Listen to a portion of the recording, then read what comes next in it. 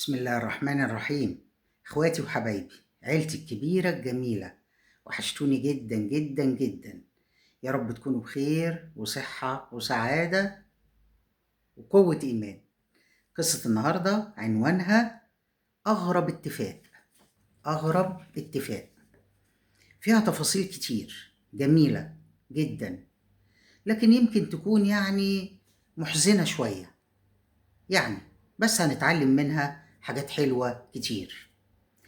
وقبل ما ندخل في التفاصيل، تعالوا نصلي على حبيبنا الرسول. اللهم صل وسلم وزد وبارك على سيدنا محمد وعلى آله وأصحابه أجمعين. قصة النهاردة حدثت في مصر، دارت أحداثها في مصر سنة 2002. قصة حقيقية 100%، واتنشرت ساعتها في الجرايد. القصة دي بتتكلم عن أب وأم عايشين في شقة عادية في منطقة عادية، عندهم ابن وحيد. الابن ده كان اسمه مراد. ابنهم ده كانوا مدللينه ومدلعينه، ولسه صغير، عنده 4 سنين، وكانوا بيجيبوا له كل اللي هو عاوزه. يخرجوا عشان يفسحوا مراد، ياكلوا عشان مراد بيحب كذا. كل حياتهم محورها مراد ابنهم الوحيد. وفي يوم من الأيام مراد كان عايز يروح البحر. يا بابا عايز أروح البحر، يا ماما عايز أروح البحر. راح باباه، كان عنده عربية صغيرة كده، خد أجازة 3 أيام وقال نروح البحر. وبالفعل حجز في مكان وراحوا عشان يمشوا يروحوا البحر.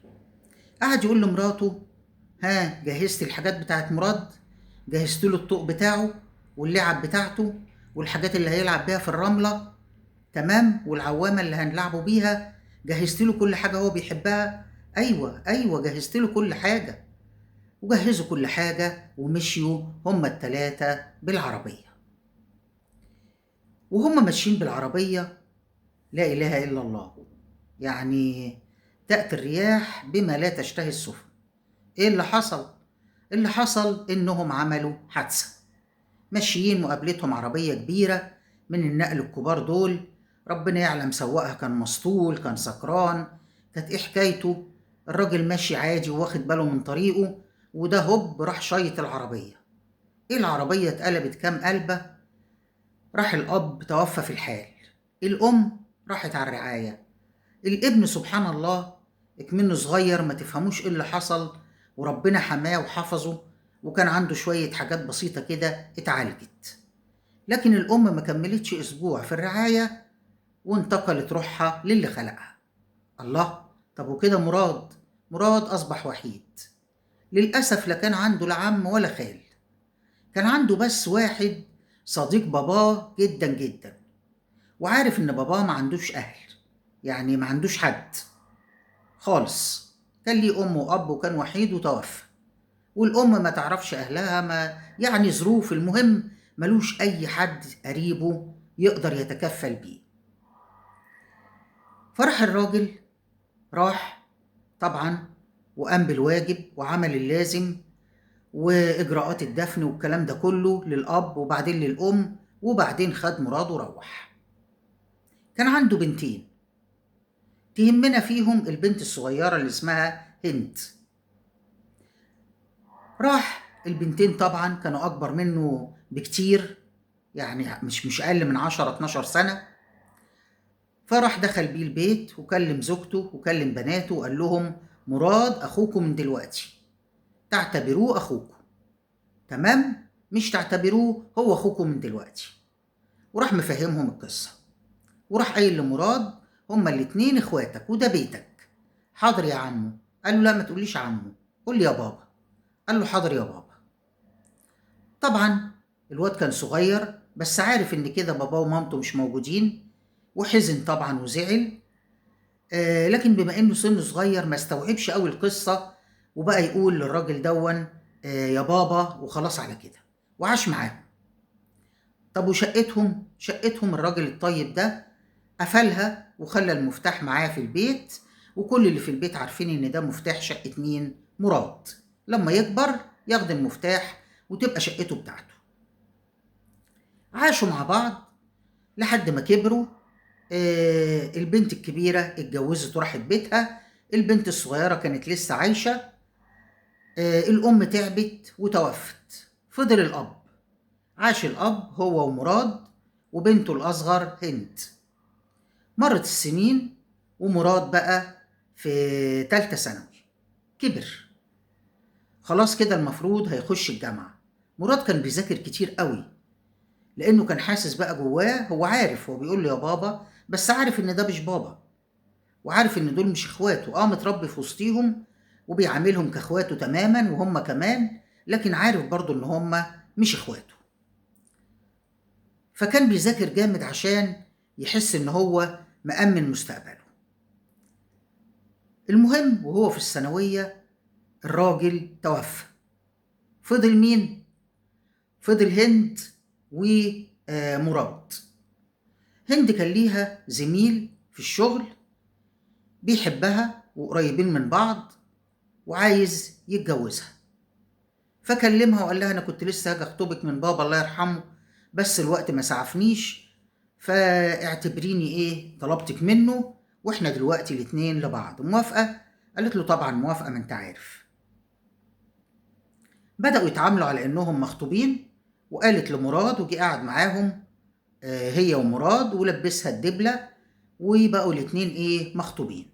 بدأوا ينزلوا يجهزوا شقتهم مع بعض.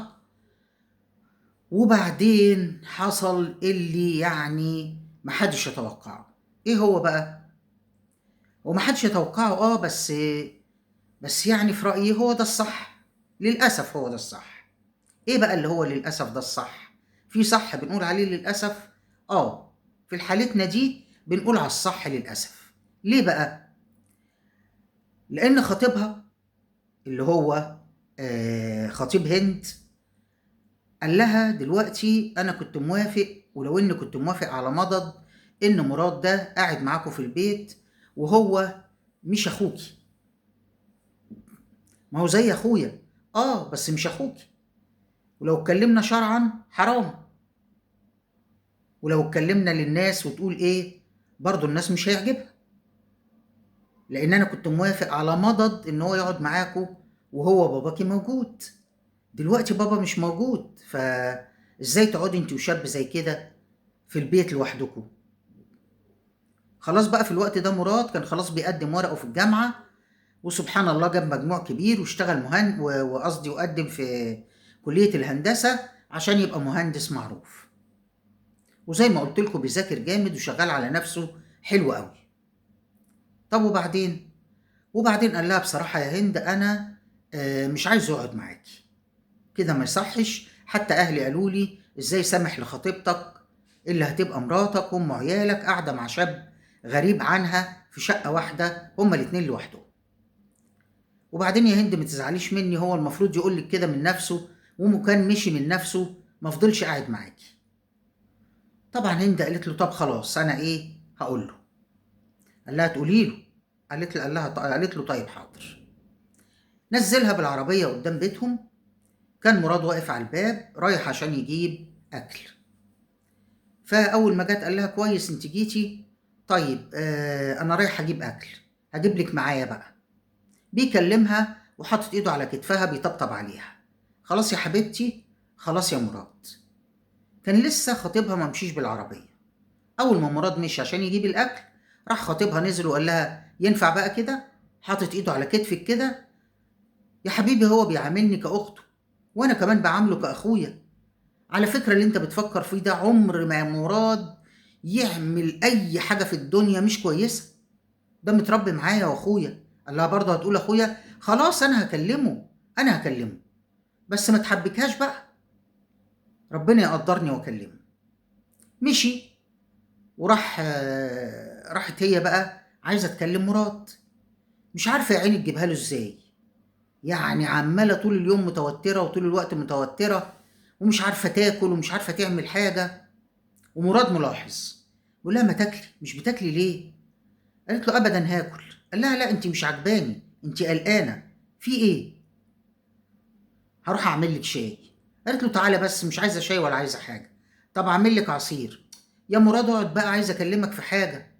طب حاضر. وراح قاعد. راحت بدأت بقى وقالت له ايه؟ قال لها في ايه يا اختي؟ قالت له احنا مش اخوات يا مراد. راح اتصدم كده وحزن وبان عليه الحزن. قال لها يعني ايه؟ يعني ايه مش اخوات؟ لا احنا اخوات ومتربيين مع بعض وطول عمرنا اخوات. وطول عمري بقول لك يا اختي وانت بتقولي لي يا اخويا. ايوه، ايوه، انت فعلا اخويا، بس قدام الناس انت مش اخويا، وبرضه الشرع انت مش اخويا، وما يصحش نقعد انا وانت كده. انا عارفه ان انت مهما قعدت معايا ومهما كنت انا لوحدي استحاله هتفكر في حاجه مش كويسه، ولا هيحصل بينا حاجه مش كويسه. الله طبعا، انت بتقولي ايه؟ قالت له مش انا اللي بقول. الله خطيبك اللي بيقول. هو متضايق من ساعه بابا الله يرحمه ما توفى. قالت له مش بس هو، الناس برضه بتلمح بالكلام وبتتكلم من ساعة بابا الله يرحمه ما توفى. الناس كانت ساكتة عشان بابا عايش معانا، لكن دلوقتي انت حتى لو فكرت فيها هتلاقيها حرام. يعني هتتخلي عني يا هند؟ يعني هبقى وحيد في الدنيا؟ انا ماليش حد غيرك، هتسيبيني واعيش ازاي؟ وطبعا الحزن مليء. يعني كل يا حبيبي ما يبقى ليه حد هيتحرم منه؟ قال لها يعني انا كل ما يبقى ليا حد اتحرم منه كده؟ قالت له انا مش هتحرم منك ولا انت هتتحرم مني، اسمع بس. قال لها اسمع ايه؟ قالت له بص، انت دلوقتي وهقعد فين؟ عارفين بقى يا عيني، مش عارف يقول ايه. قالت له انت عارف انت ناسي انك عندك شقة ومفتاحها موجود اهو، وبابا معرفنا كلنا ان ده مفتاح شقتك. قال لها ايوه مفتاح شقتي. طيب وهقعد لوحدي يعني؟ معلش يا مراد انت مش صغير، ده انت بقيت في الجامعة خلاص، فاضل لك زلطة وتبقى مهندس قد الدنيا، ما ينفعش كده. قال لها يعني مش هشوفك؟ قالت له لا هشوفك ازاي بقى؟ هشوفك وهتشوفني وهنتقابل ونقعد في اي مكان بالساعات لو عايز، وهنتكلم في التليفون على طول، واي حاجة تحتاجها تقول لي عليها، وانا برضو ليا اخ ولا ايه؟ ايوه طبعا ليكي اخ. طيب واي حاجة هطلبها برضو وهحتاجها اكلمك. المهم قعدوا يتكلموا كلمتين كلهم حزن، مفيش داعي بقى الواحد يستمر في الحزن ده كتير. قال لها خلاص انا هقوم امشي، هاتي المفتاح وانا هبات في شقتي النهارده. قال لها هو كده خير البر عاجله. وراح واخد المفتاح يا حبيبي وماشي. وهو ماشي قال لها يومين ثلاثة كده ولا حاجة لمي لي هدومي وابقى هاتيها وانا ابقى عدى اخدها. طيب تمام. وراح ماشي، راح شقته، فتحها وقعد فيها. وعلى الرغم من انه شاب بس ما قعدش لوحده قبل كده، فكان قاعد وخايف ومتوتر وقلقان، والاحساس بالوحده هيموته. اول مره مراد بيحكي بقى وبيقول اول مره احس ان انا وحيد في الدنيا في عمري كله، اول مره احس ان انا وحيد. المهم قعد اول ليله معرفش ينام. اول ما النور طلع كده استجمع قواه وقام نزل اشترى قهوة وشاي وحاجات. كان عنده طبعا معاشه من باباه الحمد لله بيكفيه وبيصرف منه. فنزل اشترى شاي وقهوة وسكر وحاجات اتفضلوا، وحاجة فطار وحاجات شوية حاجات حطهم في التلاجة. طبعا بعد ما غسلها ونضفها وقعد ينظف بقى في البيت شمال ويمين ويروق ويظبط ويرتب ويحاول يرص كتبه ويشوف هيعمل هيعيش بقى. فضل عايش ويتواصل مع اخواته وكل حاجة، ولكن طبعا كان كل همه بقى في المذاكرة. كان بيذاكر بطريقة شديدة جدا وكان بينجح بتقدير ومتميز وتمام التمام. فأول ما اتخرج اشتغل هنا في مصر شوية، وبعدين قال طب أنا قاعد ليه لوحدي؟ أنا ما كانش عايز يتجوز بقى. قال لا أنا مش هتجوز إلا لما أقف على رجليا وأعمل فلوس ويبقى مركزي كويس عشان أتجوز جوازة كويسة ويبقى حد كده يعيني على الدنيا. لما قعد شوية كده ولقى اخواته البنات كل واحدة اتشغلت بقى وخلفت واتشغلوا في حياتهم وبقوا يتصلوا بيه نادر جدا وحتى هو لما يتصل يلاقيهم ملخومين ومش فاضيين. فقال طب انا اسافر اي دولة عربية من دول الخليج، اشتغل هناك اكيد الرزق هيبقى اكتر والفلوس هتبقى اكتر، اقدر ابني نفسي بسرعة. فعلا سافر وقعد يشتغل. طبعا عقبال ما خلص الجامعة كان عنده حوالي 24 25 سنة. سافر وقعد يشتغل يشتغل يشتغل 10 12 سنة وهو ناسي نفسه وعمال يشتغل ويكون فلوس، لحد ما بقى يعني عنده بيت روعة. مش فيلا ولا حاجة، شقة، ولكن شقة في عمارة حلوة وفخمة وجميلة، والناس اللي ساكنين فيها كلهم مستوى راقي وعاش. فلما استمر بقى في شغله كانش بيحب يقعد لوحده بقى في البيت يفطر ومش عارف ايه لا، بدل ما يجهز لنفسه ويجهز قهوته والكلام ده، كان في كافتيريا جنبيه جنب الشغل كان بيروح يقعد فيها. كان فيها بنت بتشتغل، فكان بيطلب منها واحدة كرواسون وقهوة سادة في كوباية مش في فنجان. كان كل يوم يروح ياخد الطلب ده وياكل الكرواسون ويشرب القهوة وبعدين يروح شغله، لحد ما البنت دي حفظت الطلب بتاعه. البنت دي كان اسمها كريمة. فبقى تروح على طول هي اللي رايحه له وتقول له ايوه يا باشمهندس، اجيب لحضرتك الكرواسون والقهوه. قال لها اه انت حفظت اهو. قالت له اه طبعا، واحنا عندنا اهم من حضرتك.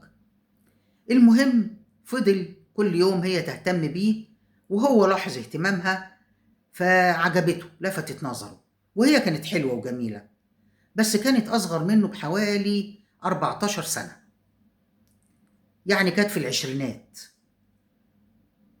المهم جه في يوم راح الكافيه عشان ياخد الكرواسون والقهوة، ما لقاهاش.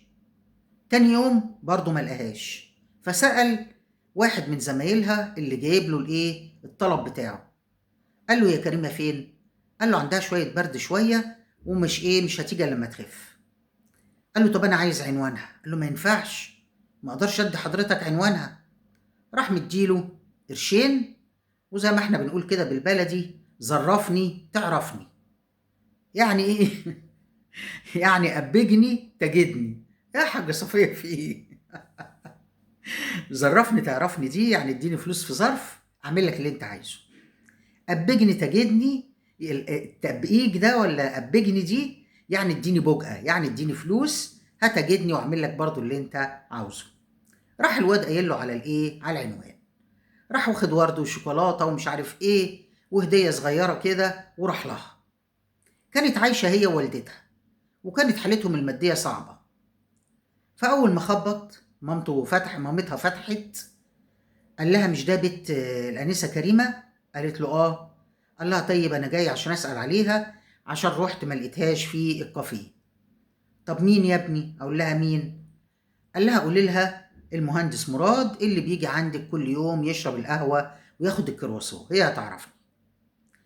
طب اتفضل يا ابني. راحت مدخلاه ومقعداه في الصالة وقافلة الباب، ودخلت لبنتها الأوضة وهي نايمة على السرير وقالت لها قومي بقى البسي لحسن انت عارفه مين جه. وراحت قايله لها. قالت لا قوم البس ايه، استني بس انا هنام واتغطى يا بنتي ما انت تقدري تقومي. لا بس انا عايزاه يشوفني وانا تعبانه جامد. اسمعي الكلام بس يا ماما ودخليهولي هنا الاوضه.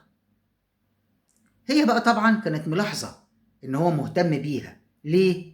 لانه كان بيعاملها حلو، بيبص لها حلو، بيديها بقشيش كبير جدا، فكان مهتم بيها وده كان واضح. فراحت بالفعل الأم عملت زي ما قالت لها بنتها وراحت مدخلاه. طب انزل اجيب لها دكتور؟ قالت له لا هي راحت عند الدكتور وبتاخد العلاج الحمد لله، بس هي مش قادرة تخرج لحضرتك، يا ريت حضرتك تتفضل. فراح داخل الراجل مراد عند كريمة و... وقال لها مالك ألف بعد الشر عليكي. ملهوف عليها طبعا وباين قوي ان هو ملهوف عليها. فلا مفيش حاجة، تعبانة بس شوية. قال لها طب ما تنزليش بقى الشغل إلا لما تبقي تمام. ما ينفعش، ما انت عارف صاحب الشغل مش هيوافق ومش عارف ايه وبعدين الظروف، فحضرتك عارف برضو الشغل لازم قال لها اسمعي الكلام ما تنزليش الا لما تبقي كويسه، انا هكلم صاحب الكافتيريا. والفلوس، راح مطلع فلوس وقال لها ايه المرتب بتاعك اهو. لا ما ينفعش ولا ينفع، وفضلت ترفض. هو اصر واداها الفلوس، واستسمحها هي ومامتها ان هو يبقى يجي يسأل عليها. وفعلا بقى كل يوم ياخد حاجات جميلة وياخد لها هدية ويروح يقعد معاها شوية ويمشي. لحد ما في يوم من الأيام أمها مسكت فيه يتغدى معاهم. اقعد يا باشمهندس اتغدى معانا، اقعد اتغدى معانا. قال لها لا أنا كده هبقى يعني رخم وتقيل. قالت له لا أبدا، ده أنا عاملة محشي. قال لها محشي؟ ياه. طبعا يعني لا إله إلا الله. أول ما قالت له محشي بقى اتبسط وقال لها محشي ده أنا بقالي كتير قوي ما أكلتوش. فقعد واتغدى معاهم وحس بالدفء الأسري، وبقى يعني آخر تمام. اتبسط جدا جدا. في اللحظة دي قرر إن هو لازم يرتبط بكريمة. كريمة ومامتها أصلا مصريين، يعني كانوا عايشين في مصر زيه كده وسافروا. فقال لهم لما عرف كده بقى قال لهم ما تيجوا نرجع بلدنا. راحوا الاتنين رحبوا. راح مصفي واخد امواله وكله و... ونزلوا بلدهم. اتجوز هناك. اول ما نزلوا بلدهم وكان ليهم شقة هم كمان في بلدهم في مصر، كلهم نزلوا مصر، كل واحد قاعد في شقته. المهم اتجوزها في مصر. تمام الكلام. تمام الكلام. ما اتجوزهاش بقى على طول، لا. البت كريمة، وبقول البت لأنها ما يتقالش عليها بقى من أول هنا في القصة صراحة غير البت، اتدللت عليه. بعد ما نزلوا مصر اتدللت عليه. بمعنى إنها قالت لأمها تقول له إن هي مش موافقة. قالت لها إزاي؟ يقول له أنت مش موافقة إزاي؟ قالت لها كده، قولي له إن أنا مش موافقة عشان أتقل عليه، عشان بعد كده لما أطلب حاجة يجيبها لي. يا بنتي ده هو بيتحايل عليا وبيقول لي عشان خاطري تقنعيها وكده. انا عارف ان انا كبير عنها شوية، بس برضه اقنعيها وبتاع. المهم، وبعدين لما راح عشان يطلبها راح وهي كريمة مش موجودة في البيت. كان عارف ان هي خرجت بتدور على شغل، فرح لمامتها وهي مش موجودة وكلمها. قال لها انا عارف ان انا كبير عنها شوية، بس انا هعوضها ومش عارف ايه والكلام ده كله. قالت له ربنا يسهل بس وتوافق. رجع بقى بعد كده زي ما بقول لكم، فضلت تقول له ايه مش موافقه مش موافقه الام، وهو يقول لها اقنعيها. لحد ما في مره البت قالت لها ايه خلاص بقى يا ماما قولي له ان انا موافقه. قالت لها اخيرا خلاص. راحت متصله بيه وقالت له ان كريمه وافقت. فرح يا حبيبي جدا جدا، وراح بقى واخد معاه الشبكه ولبسها الشبكه وقال لها نكتب الكتاب بقى وبعدين اعمل لك ليله جميله في اي مكان. كتبوا الكتاب وهو كان عنده الشقه جاهزه واخر تمام. مش شقة باباه بقى، لأ، ده خد شقة تانية أكبر وأجمل وفرشها وتمام. من أول ما نزل مصر بدأ ياخد ويفرش فيها. المهم فعلا كتبوا الكتاب، عمل لها فرح كبير بعد ما كان كمل الشقة، وطبعا ما طلبش منهم حاجة، هو شايف الحالة. واتجوزوا وراحوا بيتهم. عاشوا مع بعض سنة سنتين زي العسل. هو بيحمد ربنا وهي بتحمد ربنا، مش بخلان عليها بحاجة. لحد حتى عربية جاب لها أجمل فساتين وأغلى فساتين ومجوهرات، وخلاها عايشة يعني ملكة.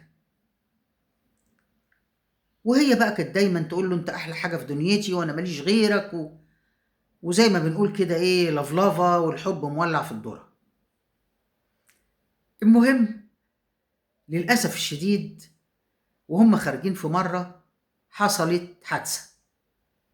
خارجين من العربية، بس مش العربية بتاعتها، كانت خارجة هي معاه في العربية بتاعته. حصلت ايه حادثة. والحادثة دي كان نتيجتها ان هو دخل الرعاية وعملوا له عمليات كتير، وكمان هو اللي سايق كانت الخبطة عليه شديدة لان الدركسيون دخل في صدره فعموده الفقري اتأثر. المهم كانت نتيجة الحادثة ان هو بقى عاجز وبيمشي على كرسي. لا اله الا الله. بيتحرك بكرسي متحرك وخلاص مش قادر يقف. هي جالها شوية حاجات بس خفت منها ورجعت طبيعية. الدكاترة طب مفيش أمل، طب أي عملية، طب أي فلوس، طب أي حاجة. للأسف ما كانش فيه أمل، أو أمل ضعيف قوي. وهو ما إيه يعني نفسيته تعبت وما تشجعش على إنه إيه يكمل علاج ولا كده. طب وهي فين؟ ما شجعتوش؟ للأسف لأ. يعني إيه؟ يعني بدأت تظهر قلة الأصل. في الأول طبعًا أنت حبيبي ومش هاسيبك وأنا جنبك وما تقلقش ومش عارف إيه والكلام ده كله. ما كمّلتش شهرين، 3 بالكتير، وبدأت تتأفف وتتضايق وتتزربن وتاخد فلوس كتير، ويقول لها الفلوس ليه؟ تقول له الفلوس عشان تعوّضني عن القرف اللي أنا فيه، عشان تعوّضني عن نصيبي اللي وقع. أنت مش شايف نَفْسك والّا إيه؟ وبدأت يا عيني تعايره بإن هو عاجز ومش بيقدّم لها أي حاجة غير الفلوس. وتاخد عربيتها تروح وتيجي وتسهر ومع أصحابها وزمايلها وضاربة الدنيا صارمة. لحد في يوم من الأيام ما سمعوا موسيقى وأغاني وحاجات جميلة جاية من الشقة اللي جنبهم. إيه الحكاية؟ واحد مطرب مشهور اسمه سعد سكن في الشقة اللي جنبهم.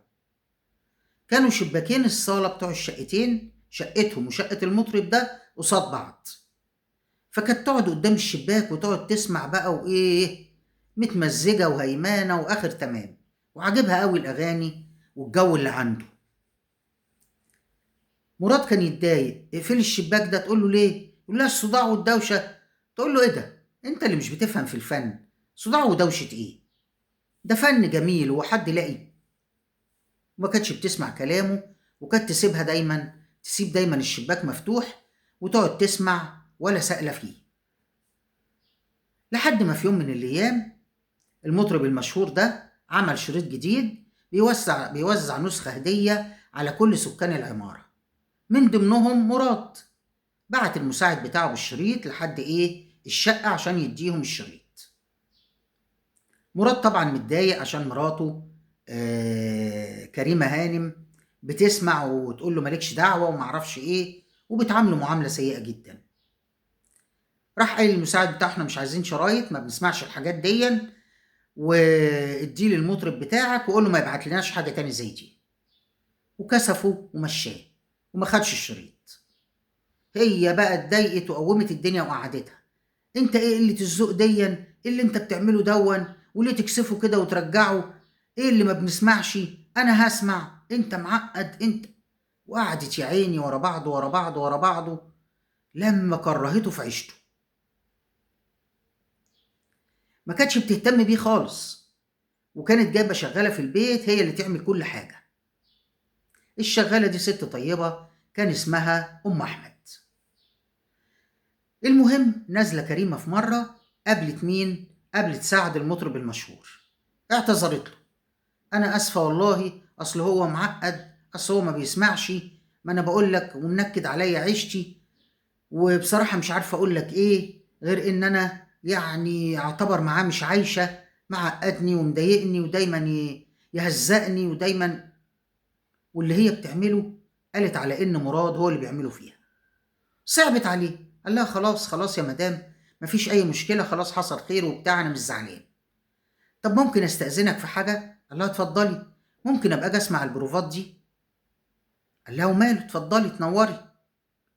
استغرب من طلبها، ولكن قال معلش ترفه عن نفسها، لانها طبعا قالت له ان مراد مطين عيشتها.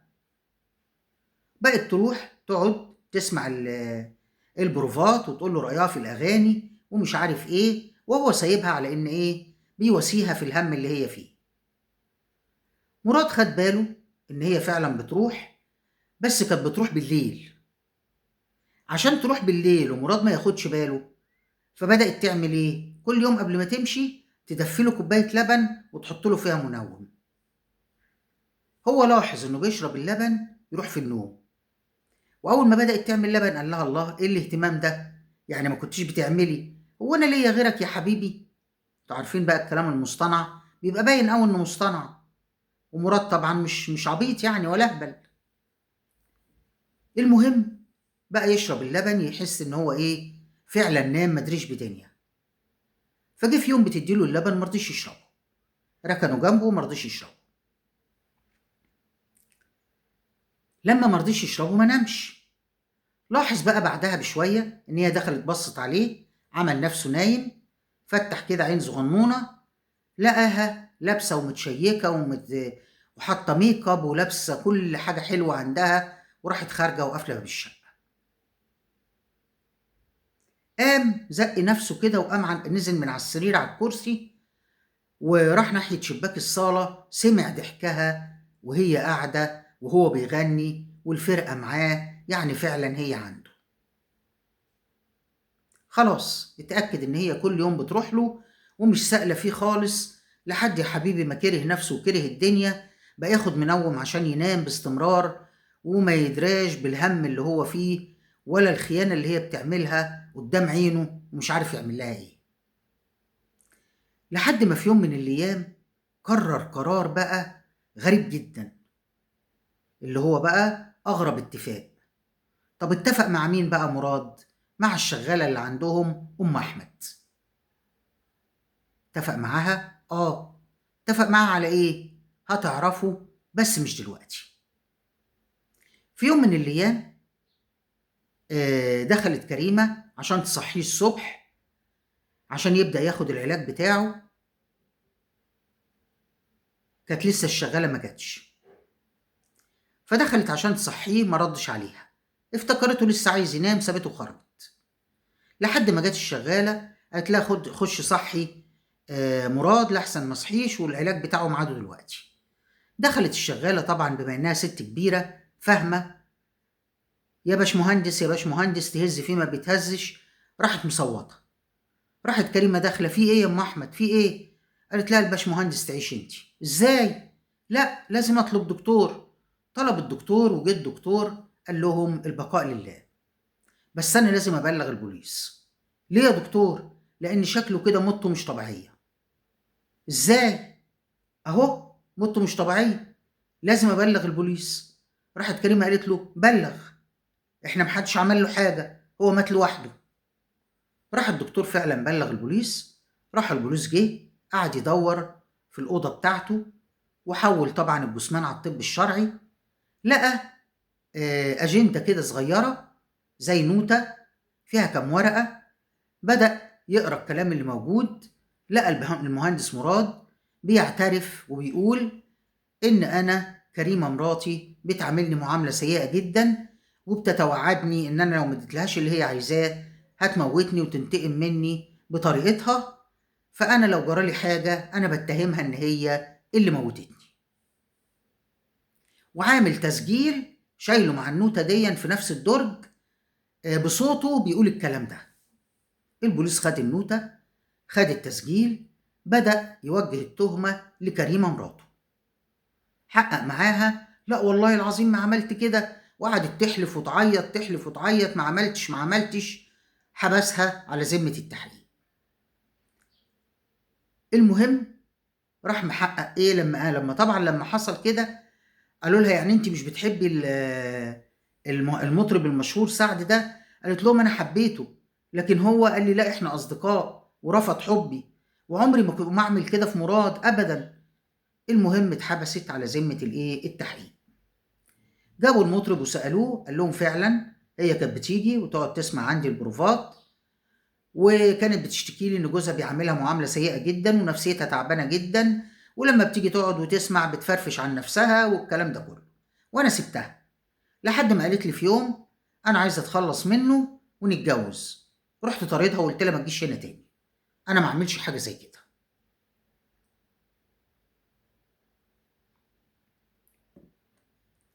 تمام تمام. راحوا محققين مع مين؟ مع الشغاله. ايه وكريمه هانم بتعامل المهندس مراد ازاي؟ راحت معيطه وقالت لهم المهندس مراد الله يرحمه ما كانتش بتعامله معامله كويسه، وكانت بتعامله معامله سيئه جدا، وفي يوم وما بتعملوش لا اكل ولا شرب ولا اي حاجه. ومع ذلك في يوم من الايام دخلت عشان تطبخ له الاكل بنفسها.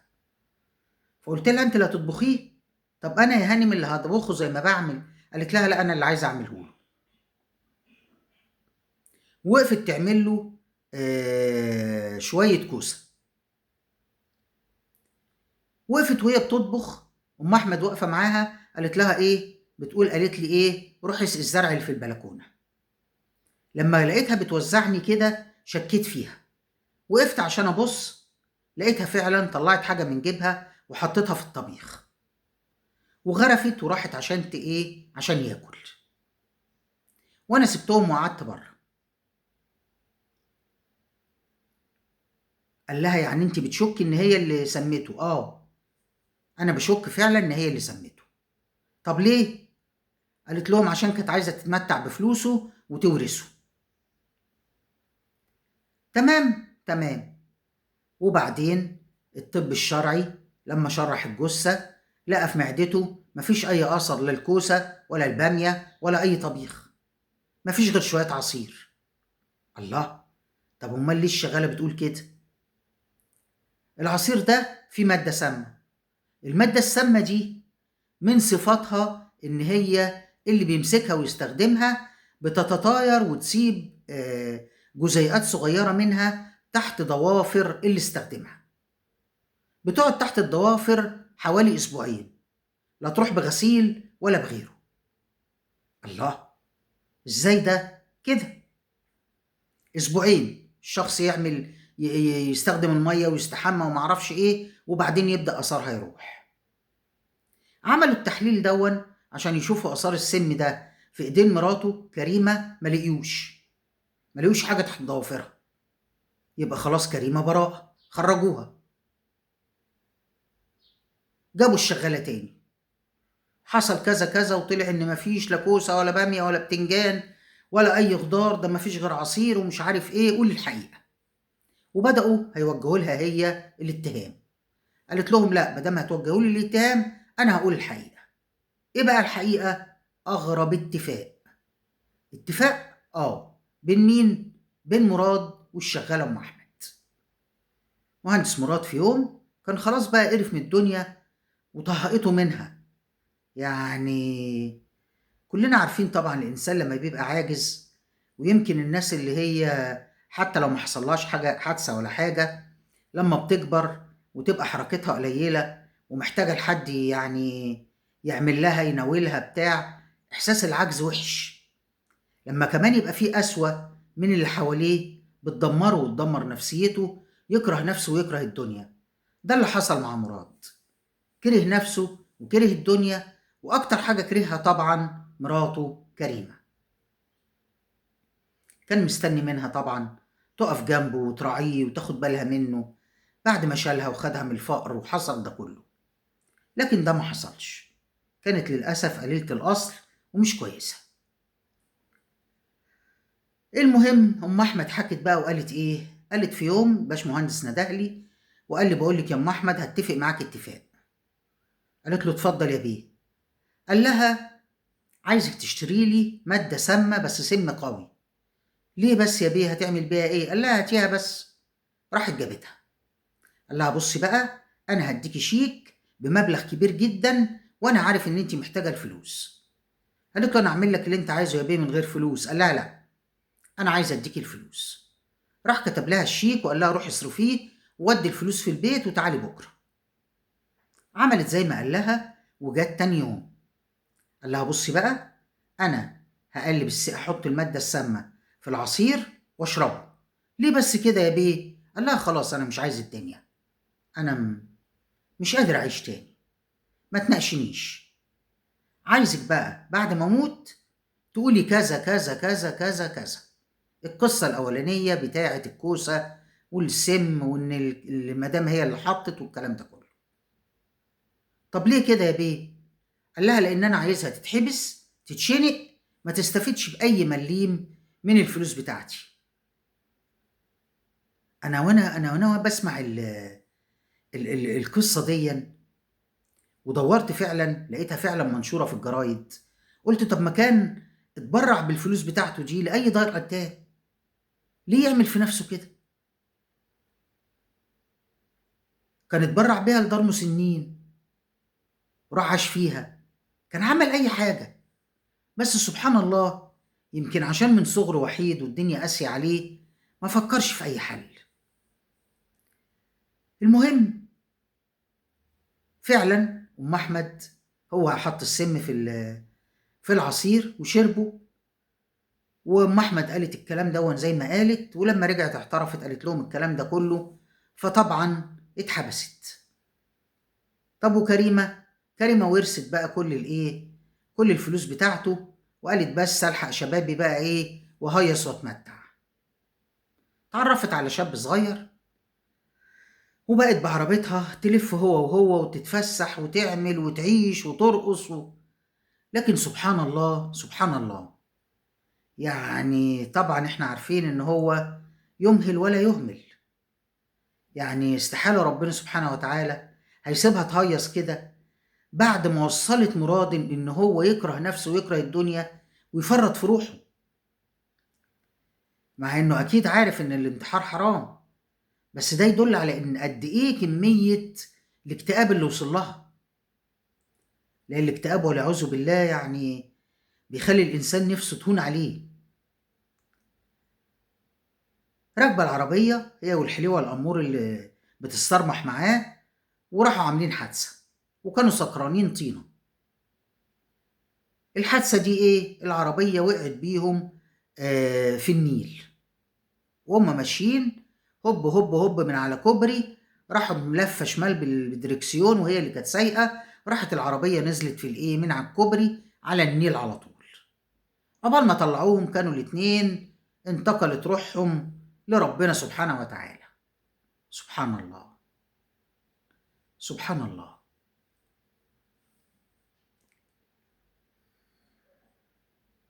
مفيش مفيش كلام، مفيش حاجة تتقال. طبعا النهاية والقصة حزينة. أنا كان ممكن طبعا أغير فيها وأخلي النهاية مفرحة، وأخليها إن هي أصيلة ووقفت جنبه وحصل وعاشت تخدمه وطمر فيها اللي عمله، وأغير كل ده. بس دي قصة حقيقية واتنشرت فعلا في الجرايد في مصر سنة 2002، فما حبيتش أغير فيها، سبتها بكل تفاصيلها زي ما حصلت. وسامحوني على إني نشرت حاجة محزنة كده. أنا عارفة إن هي هتوجع قلبكم، ألف سلامة على قلوبكم جميعا. بس يعني الدنيا فيها ده وفيها ده، وإحنا لازم نعرض ده ونعرض ده عشان نتعلم ونعرف. لأن هو برضو يعني مش عايز أقول لأن كل ده قدر ومكتوب. تهيألي لو كان اتجوز واحدة أكبر شوية، أعقل شوية، مش عارفة. بس لو من عمل الشيطان، قدر الله ما شاء فعل، الله يرحمه ويغفر له ويسامحه. وهي بقى يعني خلاص مش هنقول حتى، مش قادر أقول حتى الله يرحمها بصراحة. أتمنى نعمل لايك للفيديو، نشترك في القناة لو لسه مش مشتركين. قولوا لي رأيكم في التعليقات، رأيكم بيهمني جدا جدا، وأنا بشوف التعليقات كلها طبعا زي ما انتوا عارفين، حتى لو اتأخرت في الرد بس بشوفها كلها. وكل حبايبي واخواتي وبناتي وولادي اللي قايلين لي ادعي لهم، تعالوا ندعي لينا جميعا ونأمن مع بعض، وهتبقى دعوة بظهر الغيب لينا كلنا.